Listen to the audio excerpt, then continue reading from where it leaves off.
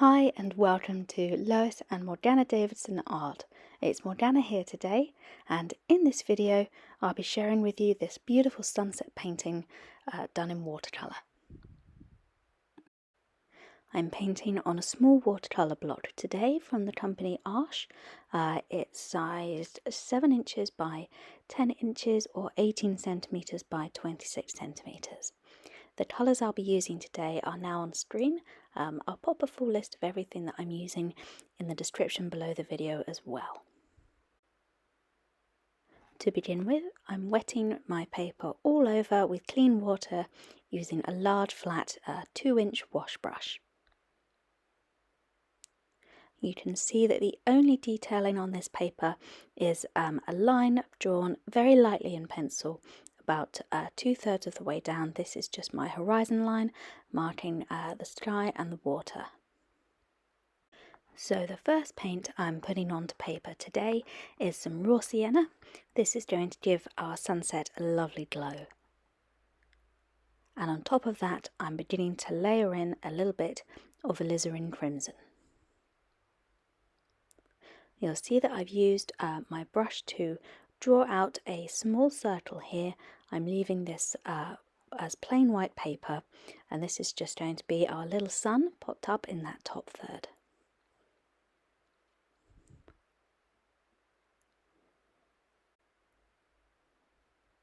Because the cotton paper that I'm using today is very forgiving, I'm able to start lightly and just build up my colours and build up my layers slowly and work towards the depth of colour that I'm looking for. Now, while I was adding in my ultramarine blue, you'll see that I just got a little absent-minded and actually painted over that white spot that I'd left for the sun. But don't worry if this happens to you, you can fix it like so. You see I'm using clean tissue, I'm dabbing out this whole area. It goes back to white really nicely because the paint on there is not too heavy. So I'm just adding a little bit more water and paint to this area to keep the same sort of consistency of wetness. Again, a little bit of burnt sienna, marking that sun back out and then just pulling the paint around it as if nothing ever happened.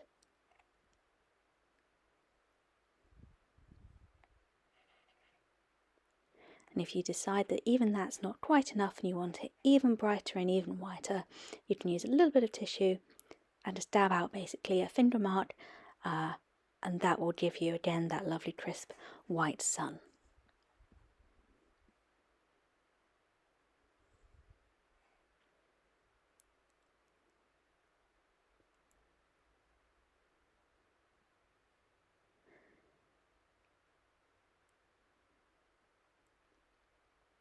So I'm just going to keep going ahead and adding in the colours that I like until I get it to a tone that I'm happy with.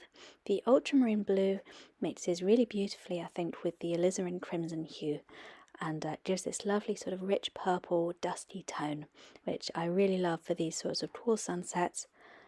So I'm using it really quite liberally here. I'm trying not to mix it too much with the areas that are quite heavy in raw sienna because I don't want it tinted green. So I am just really focusing the ultramarine blue along the areas where I've got quite a lot of alizarin crimson already on the paper. And you can see as well that I'm using wet and wet technique to just paint in some small detail into the water that's going to be at the bottom third of this painting. I'm essentially mirroring the colours that I've used in the sky, but keeping them much paler and much softer for the reflection.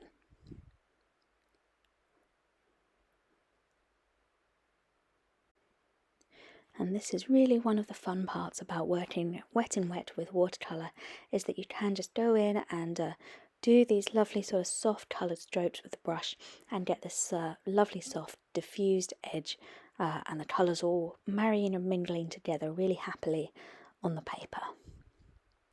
And I found that as long as you keep your water quantity consistent on the paper, so sort of don't add in really watery paint on top of where it's already begun to dry.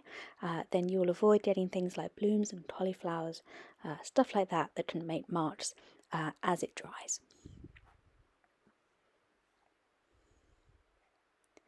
Now I'm just going to make a little sun path here, so again I'm using tissue. I'm just coming down from the sun there, blotting out a little circle, and then I'm just going to do a few uneven little dots underneath, which is going to give us our slightly scattered sun path.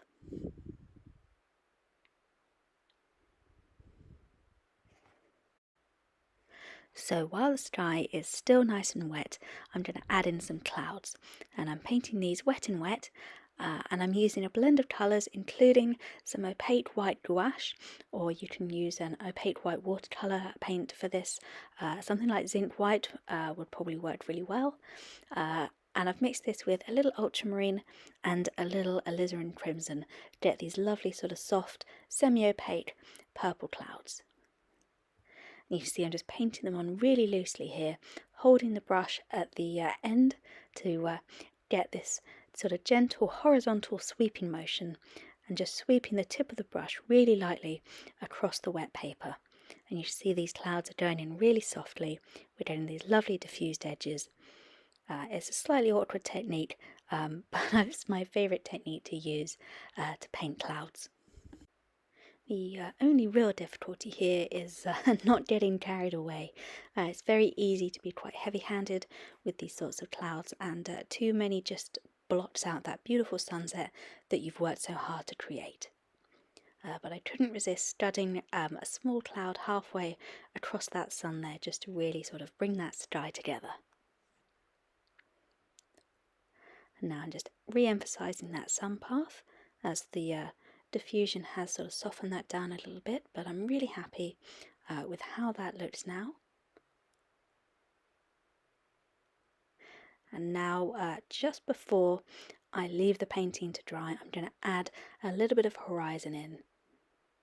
So we're going to get a distant bit of land across this line here that I'm painting, again just using my regular mop brush, using ultramarine mixed with a little bit of white gouache just to help it stand up against the colours that are already there. And I've added in a little bit of neutral tint as well, just to darken it down and give us that slight sense of distance.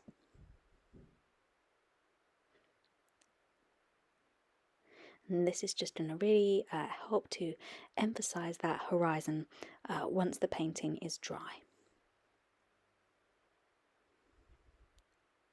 You can see here I've got slightly more neutral tint on my brush, getting a few sort of darker patches into this landfall, making sure it's not too flat, at least not on this left hand side, adding in some distant trees, a little bit of shape, a little bit of shadow.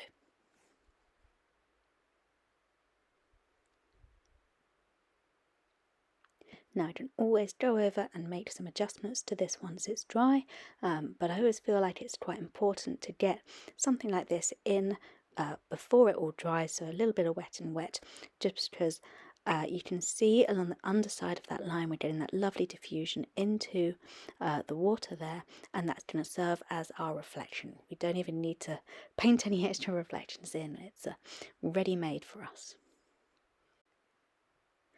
So now the painting is dry and it's time to work on adding a little bit of foreground. So the first thing I'm going to do is use my mop brush, just holding it really loosely horizontally, and just sort of blot in a bit of land into this corner here. Now I've mixed up a colour using ultramarine, neutral tint and some white gouache to again give it a little bit of interesting opacity. And you can see I haven't actually fully mixed my colours. There's a bit of variation there on the brush as I add the colours in, which helps, I think, to just give that little bit of interest to the land and make it not look too monochrome. And the same as I'm doing here, you can actually dab in a little bit of extra colour as you go. Got a little bit of extra raw sienna on the brush and just sort of dotting it in here. You can see the paint is quite thick, quite rich colour and quite wet. And the reason for that is because I want to start adding some foliage, but I want to keep the colours all working together. So I'm using my small brush to just begin working on the land a little bit more carefully, adding in some extra sort of parts and details, but also to just start spiking up a few little textural grasses out of the colour that we've already got there.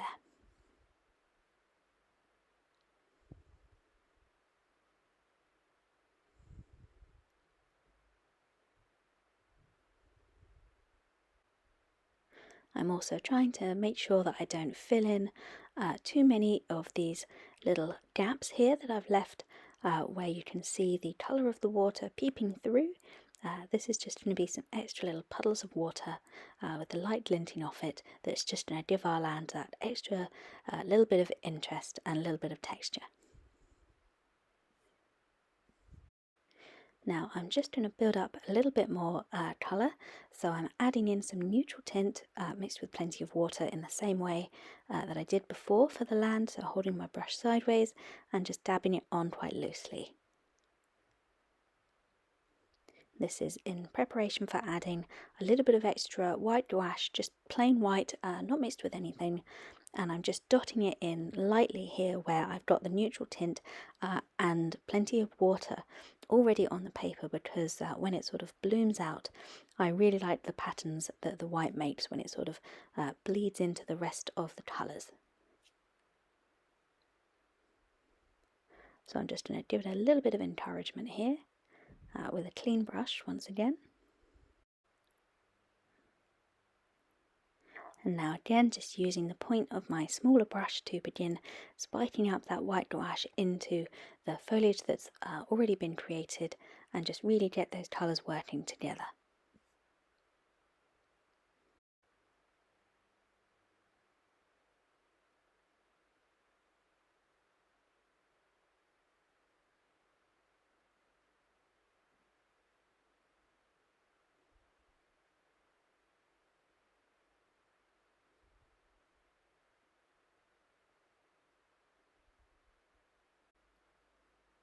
So once I'm done with this section, I'm going to leave it to fully dry once again, and this is how it looks now. Now the reason I want everything to be really fully dry is because I'm going to show you a little trick. This is just going to pull a little bit of pale colour back into our horizon line, so you need clean water, a good flat brush and a ruler.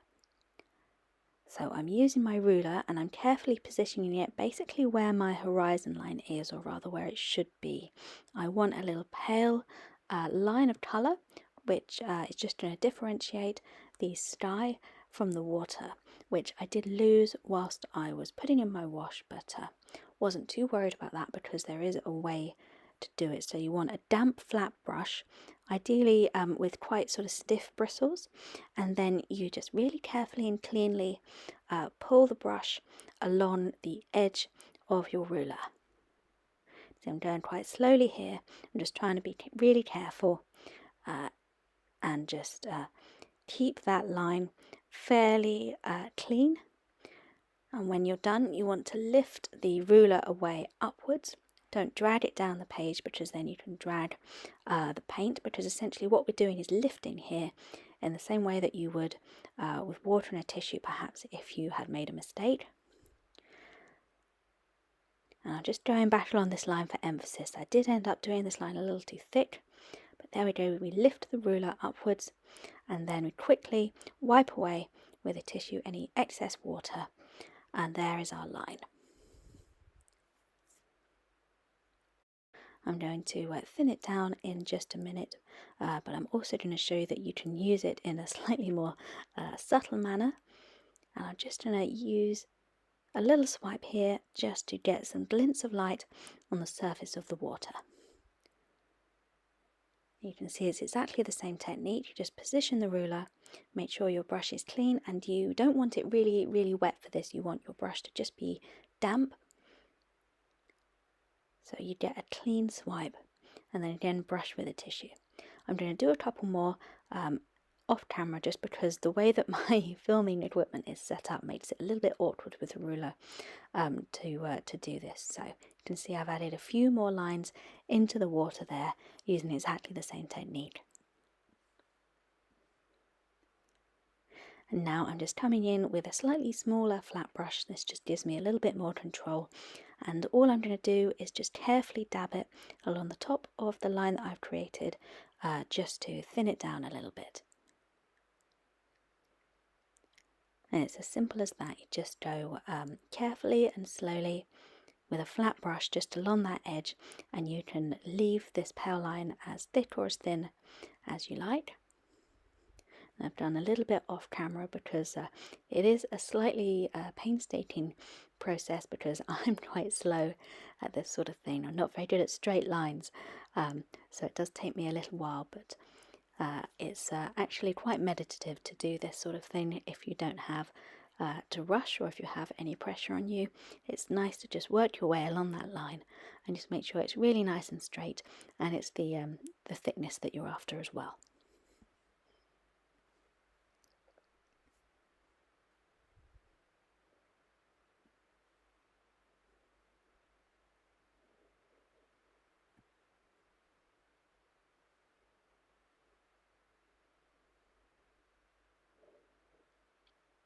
And as you can see, I'm just extending that line out a little bit further using the flat brush as well. So now I've left that to dry again. I must say a hairdryer is invaluable when doing this sort of thing. Just if you want things to dry quickly, you can give them a good quick blast with the hairdryer, obviously being careful not to get the paper too hot or anything like that, but it really does help speed up the drying time for paintings that need a couple of stages. So now it's time to paint in a little bit more foliage. So because our sky is quite a busy one, there's quite a lot going on there, and I wanted something that was going to sort of enhance that rather than detract attention from it, so I opted to just paint in some of these really simple reeds using my sword liner brush, which is fantastic for this sort of work, but I can also heartily recommend using a rigger brush or a dagger brush or a liner brush, anything that's going to give you that lovely long fine line in sort of one long careful stroke. You want a brush essentially that's going to carry enough paint and enough water to really do these long fine lines without running out of paint. Now I've decided to use a colour that's going to harmonise with everything else in the painting to do these reeds, rather than sort of turning to greens and browns and more perhaps natural looking colours. But I really wanted to continue with these lovely harmonious sunset colours, so I've mixed up a blend of some ultramarine, alizarin crimson, a little white gouache, just a touch, and some neutral tint to just darken everything down.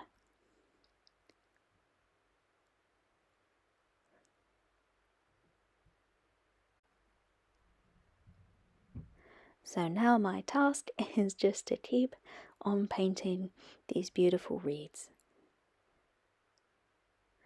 For me, this is a lovely, relaxing part of the painting because I do so enjoy creating these shapes with my sword liner brush.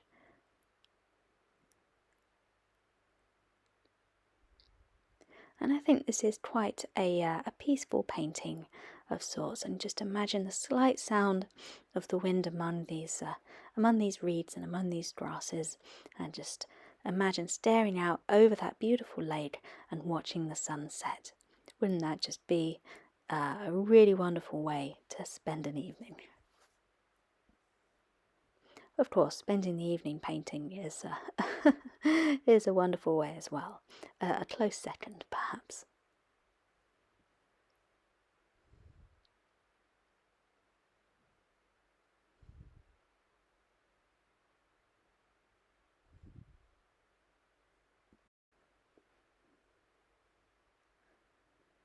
So now on top of this base colour that I've mixed up, I'm adding a few highlights and a few shadows.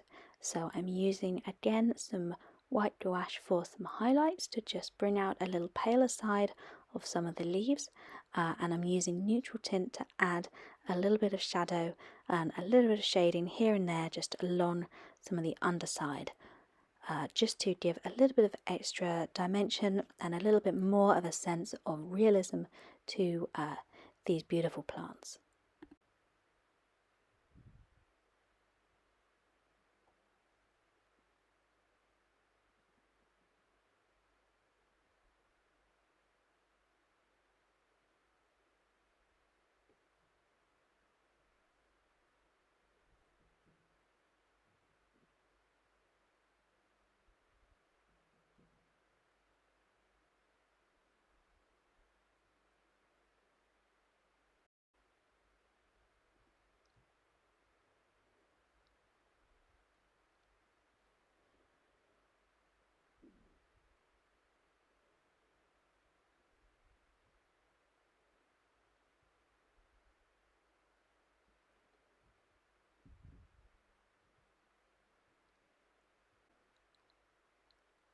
So it's also important to make sure that you put in a little bit of extra foliage, a few extra grasses around the base of your sort of larger reeds, your sort of main focal points, just to make sure that they look grounded, so to speak, so that they look like they are coming out of that little patch of land that we've created rather than just sort of sitting bluntly on top of it.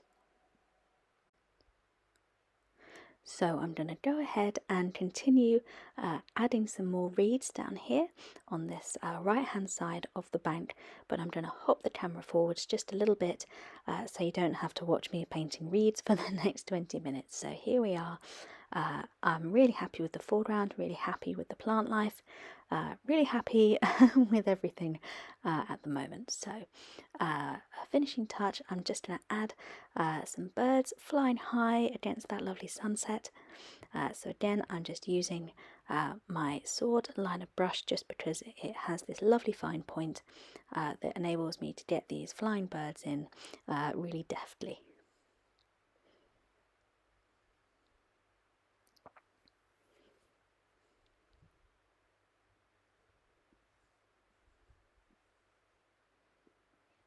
And now just to finish the birds off, just a little extra optional flourish.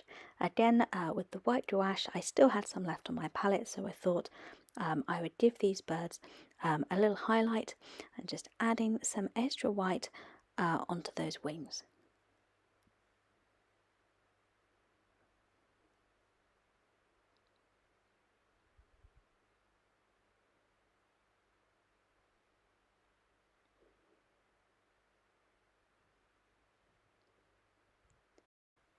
So here we go, this is the finished painting. I'm really pleased with how it turned out. I've still got it on the watercolour block here, so I'm just going to run a palette knife around the outside to separate the painting from the block. I'm really pleased with how this turned out. I really enjoyed painting this one. I found it very calming, very meditative. I hope you enjoyed watching it as well. Please let me know what you think in the comments. I will pop a full list of my equipment down below as usual if anyone's interested. And also if you'd like to see some more videos from me, please check out the link below to my Patreon page where you'll find plenty more tutorials and some free use reference photos as well. But that's all from me this week. Thank you very much for watching. I look forward to seeing you all again next week. Bye for now and happy painting.